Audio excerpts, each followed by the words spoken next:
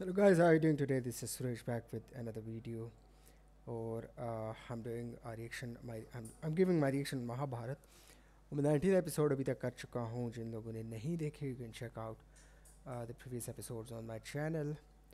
बहुत टाइम पहले ये ड्रामा देखा था और मुझे याद है मैंने मिडल से देखा था. I have not seen all of these episodes. Probably हमने 14 जब 13-14 में चला था. एक तो इतनी एज भी नहीं थी, इतनी सेंस भी नहीं थी. जो फाइटिंग सीन, एक्शन सीन्स हैं उनको एंजॉय किया था. जो पांडु और कौरवों के बीच में बैंटर्स होते हैं, एक्शन होता है, फाइट होती है. महाभारत के युद्ध को एंजॉय किया था. भागवत गीता वाला जो पार्ट है उसको एंजॉय किया था. तो दोबारा से देख रहा हूँ और बहुत सी जो पुरानी यादें हैं वो भी आ रही हैं. मुझे याद है उस वक्त टीवी पे देखा करते थे. अब तो थैंक्स टू इंटरनेट के सब कुछ ऑनलाइन अवेलेबल है. You can visit everything that you want. कोई भी ओल्ड मूवी हो, कोई भी ओल्ड शो हो, प्रोग्राम हो.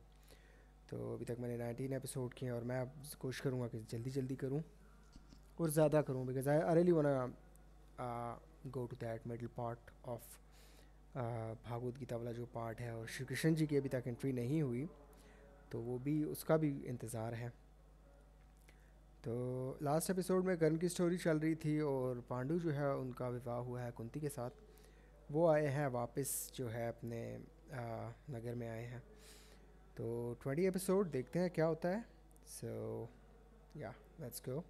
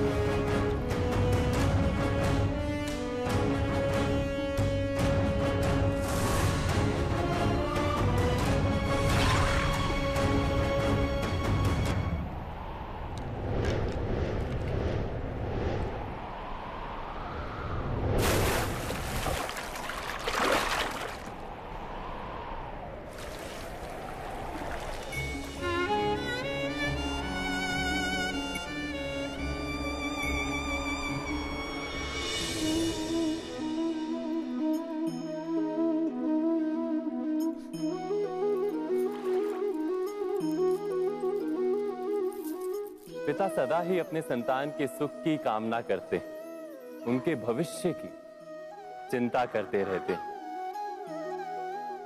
इसी कारणवश सदा ही अपने संतानों के भविष्य का मार्ग स्वयं निश्चित करने का प्रयत्न करते रहते हैं.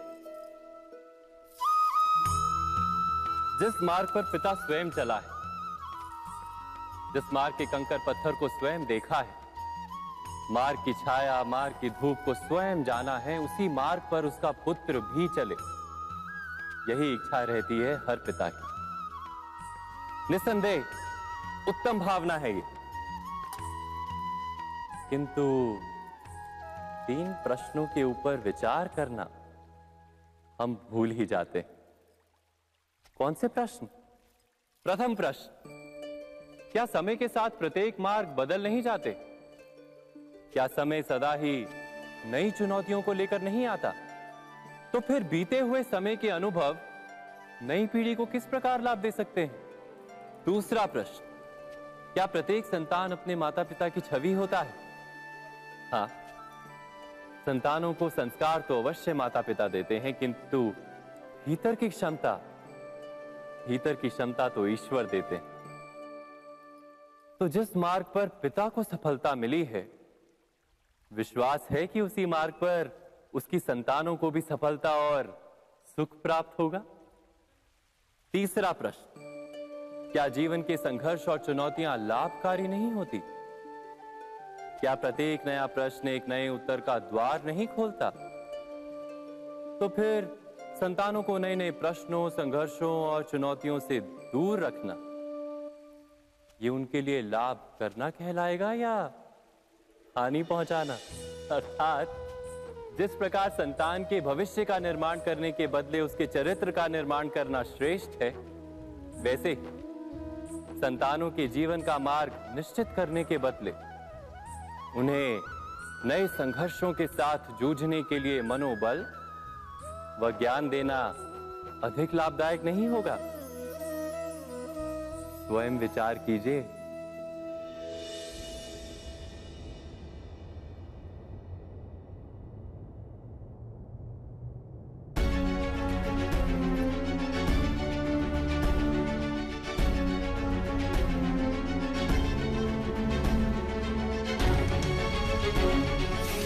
जब तक ये सूत्र आपके हाथ में बंधा है, तब तक आप अपने पति से अपने भूतकाल के बारे में कुछ भी नहीं कहेंगी। नहीं, वो समर्पण ही क्या जिसमें रहस्य रहे,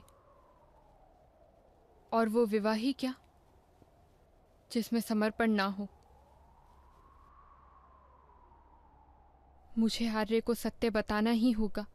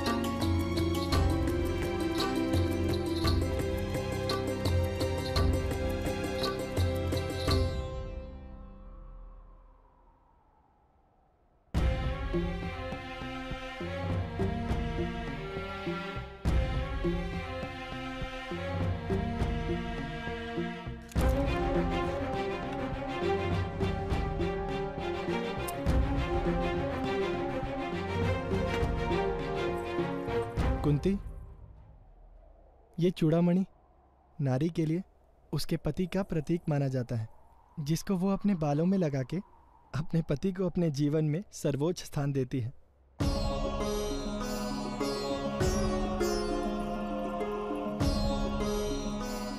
पर मुझे वो परंपरा ठीक नहीं लगती। मैं तुम्हारे बालों में चूड़ामणि की स्थापना करता हूं, हमारे प्रेम और विश्वास का प्रतीक बनाकर।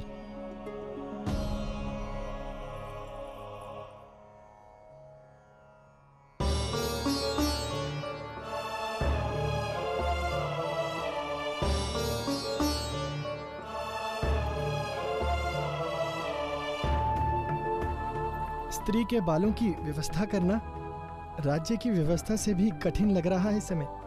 राज्य की व्यवस्था के लिए मंत्री आदि की सहायता पड़ती है महाराज।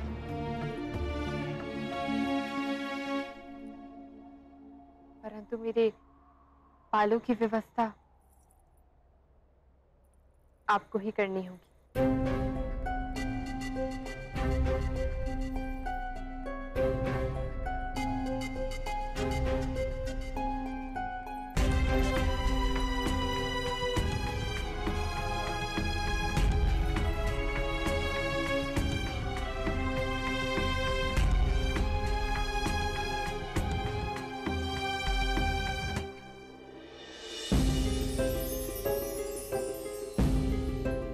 एक बात कहूं कुंती,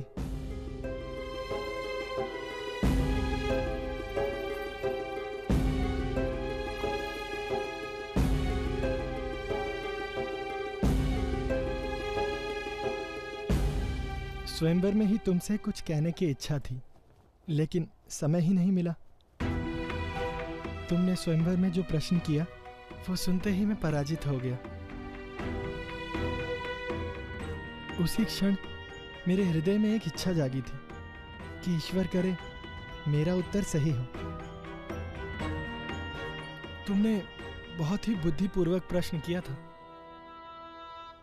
आपको देखते ही मैं प्रार्थना करने लगी थी आर्य कि ईश्वर करे आप हृदय से मेरे प्रश्न का उत्तर दें। तुम्हें बुद्धि की परीक्षा करनी थी या हृदय की? हृदय की आर्य। मनुष्य जो पाना चाहता है उसी की तो परीक्षा लेता है ना।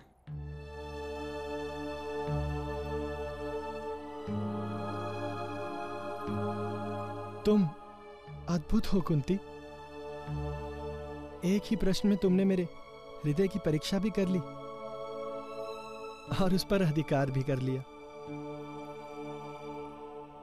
राजा को इतनी सरलता से किसी का अधिकार मान लेना योग्य नहीं होता आर्य। विशेष हृदय पर अधिकार मांगने वाले की योग्यता परखनी आवश्यक होती है। तुम्हें मेरी परख पर विश्वास नहीं या अपनी योग्यता फिर से दिखाना चाहती हो? नहीं आर्य, मैं तो केवल आपसे कुछ कहना चाहती हूँ। न्याय आपको करना है। पत्नी की परीक्षा करने वाले की स्वयं की भी परीक्षा होती है, ऐसा मेरे विवाहित मित्रों ने कहा।